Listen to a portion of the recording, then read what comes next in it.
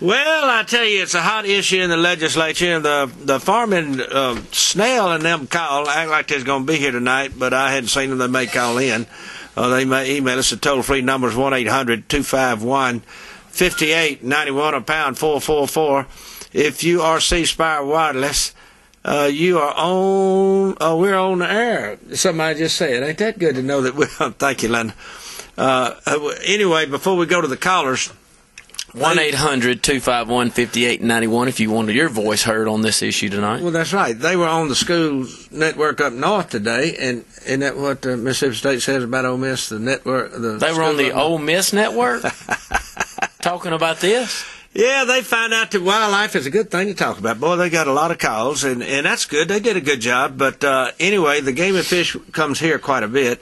They were there with the deer farming folks going over all of the different things. It seems like everybody's against it. That's anybody, I guess. The Wildlife Federation, the Department of Wildlife, Fisheries and Parks says they ain't going to say so, but they are.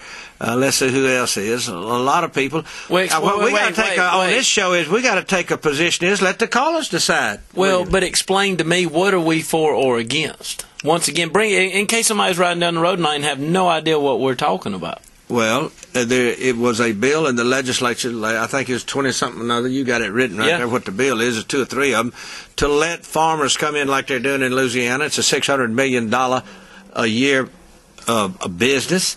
They made $46 million in Louisiana, and they want to make some money. As you always say, Bert, what do you say? Follow the dollar. So all of the questions that I heard today on a bunch of different people talking, and was the fact that, okay, it's not going to help me. No, it's not going to help you, but I guess what it's going to help is the guy that's farming to make the money.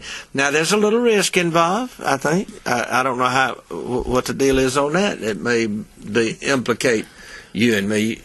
Well, first time around, there was 2 issues for everybody that was against it. One was the chronic waste disease. It still is. It's still there. And which that may be legitimate and a concern, but the other was that it was unethical. Well, here's Bert's personal stance on that. There's a lot of things out there that are unethical and morally wrong that are legal. It's up to you whether you choose to do them or not. Now, that's true, and that's another thing I was saying. I asked Woody, so to me, that's not a stance. Well, but the thing they were talking about today, and I told Woody, the guy said, well, I don't like that. Well, so you know what? You don't have to do it. This guy said, I got 1,100 acres, and it's fair chase. I don't know. Well, whoa. Now you're getting into something else. Yeah. You just went into high fence. There's got to be a high fence. No. It's going to be deer farming's high fence. They got to be fenced in. Well, guess what? High fences are already legal in the state of Mississippi. Yeah, but they can't do what they're wanting to do. Okay, but let me paint this picture for you. All right. It's kind of like old Ron White, the comedian, says, I've seen me do it. I saw some pictures of some farming, of some bucks in North Mississippi that has been going on. And they're big, Paulette. Real big. And but they're not bringing other deer in here. All right, let me say this. Here's the deal. If you got the money and you want to kill a big buck and you're okay with going into a 1,100 acre and to you personally, that's ethical and the deer has a fair chance and you got the money. But if you kill one, it's going to be a big one. It's going to be a big price, too. Fine.